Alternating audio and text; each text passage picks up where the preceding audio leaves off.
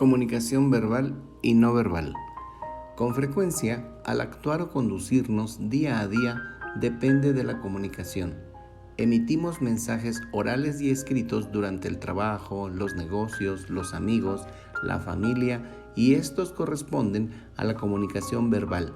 Es también llamada comunicación oral y utiliza la voz para expresar lo que se siente o piensa a través de las palabras. El lenguaje escrito corresponde a la transcripción gráfica de las palabras. Es una manifestación del lenguaje verbal y se trata de fijar nuestro pensamiento y palabras en papel.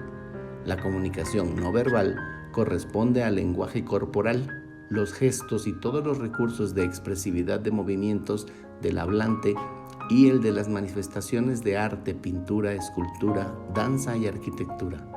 Cuando nos comunicamos y hablamos, lo hacemos mediante signos. Son cualquier cosa que evoca o representa la idea de otra y están presentes en ambos tipos de comunicación.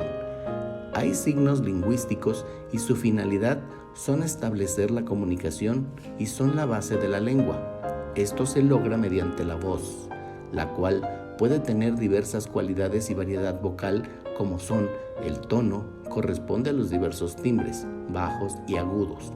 La dicción, pronunciar claramente las palabras para entenderse sin duda alguna. El ritmo, uso de pausas, entonación, poner énfasis a las palabras, interpretación, el grado con el que nos involucramos con la información, el volumen, la intensidad de la voz al escucharse.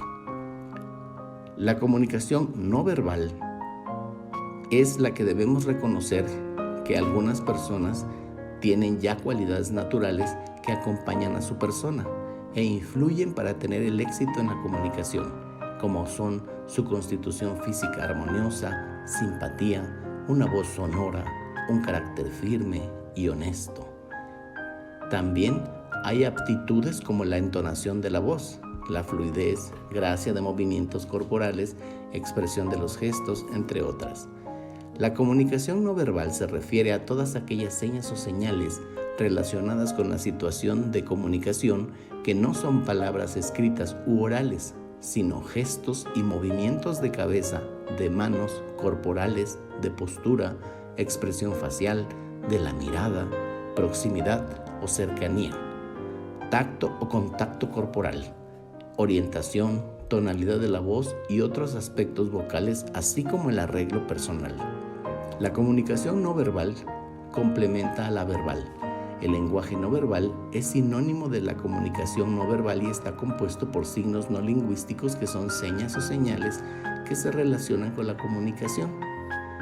Ray Winstell, investigador de la comunicación, señala que en una conversación entre dos personas, solo el 35% del mensaje oral proviene de las palabras. El restante 65% se comunica por medio de signos no lingüísticos, es decir, la forma en que hablan, se mueven, gesticulan y manejan las relaciones espaciales.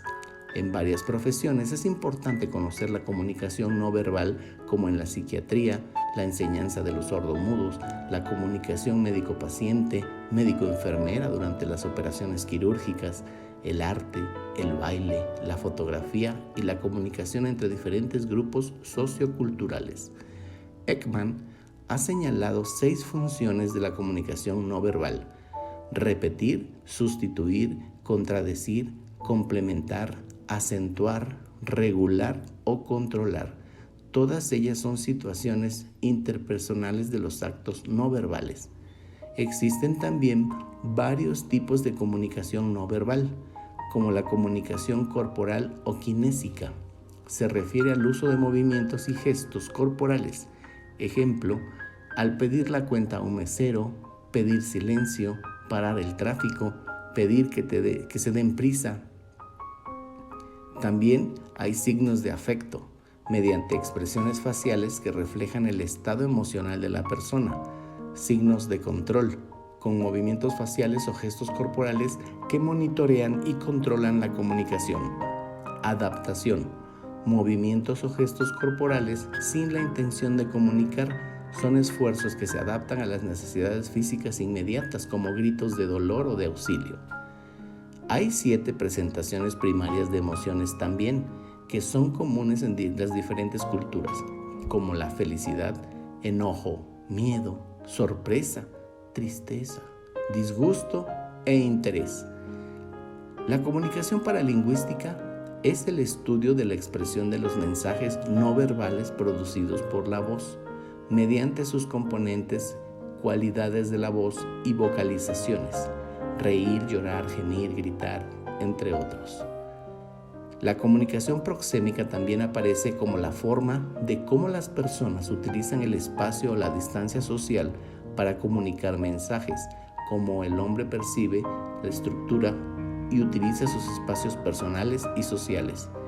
Edward Hall identificó 4 distancias personales que definen las relaciones entre las personas. La distancia íntima, de 0 a 0.5 metros, permite a las personas que se acerquen de manera que lleguen a compartir el calor y el olor de sus cuerpos.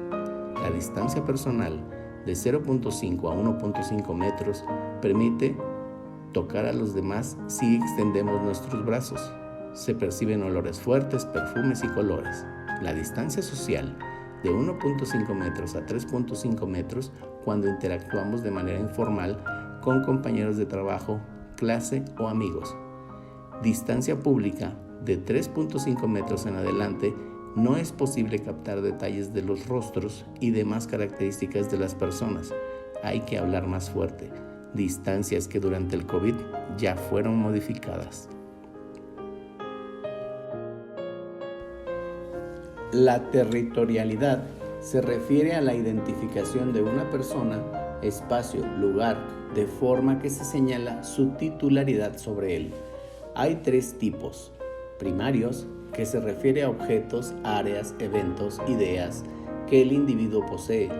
Secundarios, son objetos o áreas que no son de la propiedad del individuo, pero que se han usado o se le ha asociado con él. Por ejemplo, el sitio donde estacionas tu vehículo. Públicos, áreas comunes accesibles para la mayoría de las personas, parques, zoológico, plazas, etc. Y finalmente, completando esta comunicación, está la postura y movimientos, haciendo alusión a la posición física del cuerpo. Para mejorarla, te haremos las siguientes recomendaciones. Mantenerse erguido para reflejar seguridad, evitando encorvarse o relajarse, ya que refleja poca autoestima. No descuidar la parte inferior del cuerpo. La mejor posición es con las piernas ligeramente abiertas, pies separados a lo ancho de los hombros o un pie delante del otro, evitando balanceos. Moverse sin exageración para imprimir dinamismo y vitalidad. Observarse. Vernos en un espejo o grabarnos en video mientras hablamos puede servirnos para conocer qué comunicamos con el cuerpo. Los gestos y las expresiones de la cara son los elementos de mayor impacto. Aquí es donde hay que trabajar. Hay que tener vitalidad y energía, controlando los sentimientos negativos que nos lleven a gestos desagradables. Conocer los gestos nerviosos. Conocer los gestos que acostumbramos a hacer cuando nos sentimos intranquilos. No exagerar. La exageración de gestos tiene más influencia negativa que positiva. Mantener siempre una expresión cordial y sonreír con la seriedad que el público percibirá, hostilidad y distanciamiento. Con todo lo anterior, estamos seguros que podrás conseguir las negociaciones que te propongas e incluirte con facilidad a la reunión de trabajo en la que te encuentres.